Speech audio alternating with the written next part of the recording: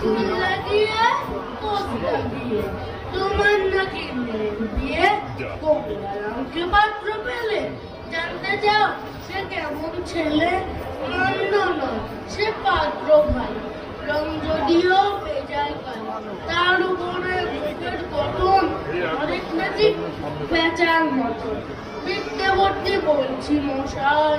ধন্য ছেলের অধ্যাবসায় বৃষ্টিবাদ ম্যাট্রিক এসে খায় হয়ে থামলো শেষে বিষয় আশয় গরিব বেজায় 10 শীর্ষে দিন চলে যায় মানুষ তো নয় ভাইগুলো একটা পাগল একটা গোয়া আরেকটি সে তৈরি ছেলে কাল করে না গেছেন যে